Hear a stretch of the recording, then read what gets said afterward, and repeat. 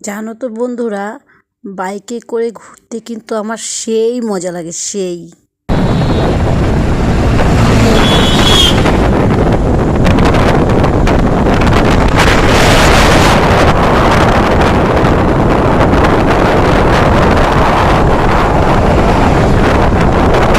বন্ধুরা, বাইকে করে পিকনিকে যাচ্ছি। সামনের গাড়িতে এই যে আমার দেওর আর আমার যা, আর পাশের গাড়িতে আমার ভাসুরের ছেলে আর ওর ওয়াইফ, সাথে আমার দেওরের মেয়ে মাঝখানে বসা আছে। ওই যে তোমাকে দিয়ে বেশি করে খাটাচ্ছে। আর আমরা কি করলাম? বন্ধুরা দেখো সবাই, এই যে আমি পিকনিকে আসছি। ওই যে দেখো, ওই যে এখানে রান্না হচ্ছে, এখানে এই যে আমার বর দাঁড়ায় আছে, ওই যে আমার দেওর, ওই যে আমার যা, ওই যে আমার ছোট মেয়ে, আর এখানে আমি। মানে কি বলবো, আমাকে দিয়ে এত খাটাচ্ছে তার বলার বাইরে। হ্যাঁ, ওই যে আমাদের আত্মীয় স্বজন সবাই আছে এখানে পাশাপাশি। তারপর আমার মেয়ে আর আমার বোনের ছেলে, ওরা কোথায় গেল, ঘুরতে গেল, ওরা এখন আসতেছে। এটা কিন্তু আমার দেওর রান্না বসিয়েছে। ভিডিও করে আমার দিয়ে দে। আমার মোবাইল নেই, ভালো কম আর থেকে পাঁচতে ক্ষয় হয় না। আমি তার দেখবা কি যেগুলো দেখি ই হয় না, কি হয়েছে? এই যে আমাকে দিয়ে সবাই বেশি খাটাচ্ছে। আমার হাজবেন্ড ওই যে দেখো কড়াইতে করে জল এনে দিল। আর ওই ভাস্তা বউ, আমার যা, ভাস্তা, এরা সবাই মিলে আলু, পেঁয়াজ, রসুন, লঙ্কা, টমেটো যা যা আছে আর কি সব রেডি করে দিচ্ছে। আর আমি ওই পাশে ওই যে একা একা বসে বসে মাংস বেছে নিচ্ছি। আর আমার হাজবেন্ড পাশে দাঁড়িয়ে আছে।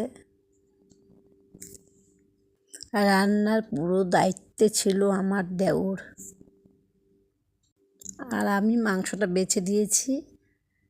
আর এই যে আমার মেয়ে হচ্ছে মাংসটা মাখিয়ে দিচ্ছে। আমার যা হচ্ছে সব মশলাগুলো ওকে দিয়ে দিচ্ছে। আমার মেয়ে সুন্দর করে ওটাকে বেশ সুন্দর করে মাখাচ্ছে। ওখানে কিন্তু শুধু আমরা একাই যাইনি, আরও লোক ছিল। আমি কিন্তু ওদের ভিডিও করিনি। আর ওই যে বসে আছে নীল জ্যাকেট পরা, ওটা হচ্ছে আমার বোনের ছেলে। আর ওর পাশে বসে আছে, ওটা হচ্ছে আমার বোনের মানে ছেলের বন্ধু। তবে আমরা কিন্তু সবাই বাড়ির, মাত্র 11 জন আমরা পিকনিকে গেছি। তবে আমরা কিন্তু বেশি দূরে যাইনি, মাত্র আমাদের ধূপগুড়ি থেকে 11 কিলোমিটার দূরে। আংলা ভাষাতে ওখানে নেপালি বস্তি বলে একটা জায়গা আছে। ওই নেপালি বস্তিতে আমরা নদীর পাড়ে ওখানে পিকনিক খেয়েছি। জায়গাটা কিন্তু খুব সুন্দর, পাশেই ফরেস্ট, পাশেই চা বাগান, নদী, খুব সুন্দর জায়গা ছিল। আর গল্প করতে করতে কখন যে সময়টা কেটে গেল ঠিক বুঝতেই পারলাম না, অনেকটা সময় চলে গেছে। তারপর আস্তে আস্তে খাওয়া দাওয়ার পালা চলে আসলো। তখন আমরা সবাই আস্তে আস্তে খেতে বসলাম।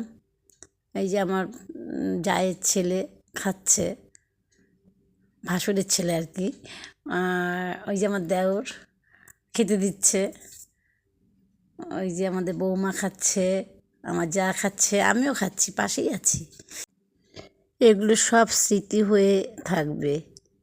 এই যে দেখো, কিন্তু দুঃখের বিষয় একটাই, যে আমার হাজব্যান্ড সবার আগে খেয়ে দিয়ে ও চলে এসছে ধূপগুড়িতে। আমরা পরে এসছি, অনেকটা পরে। এদিকে খাওয়া দাওয়ার শেষে আমার মেয়ে আর হচ্ছে আমার দেওরের মেয়ে, দুই বোনে মিলে একটু নাচানাচি করলো। তোমরা যদি যেতে চাও যেতে পারো, জায়গাটা কিন্তু খুব সুন্দর। আর আমার কাছে তো ওটা ভালো লাগবে, কারণ কি ওটা হচ্ছে আমার বাবার বাড়ি এলাকার, ওই জন্যই আমার জায়গাটা ভালোই লাগে। তোমাদেরকে কি আর বলবো, প্রচুর প্রচুর মজা করেছি। যাই হোক, তোমরা সবাই ভালো থেকো, টাটা, বাই।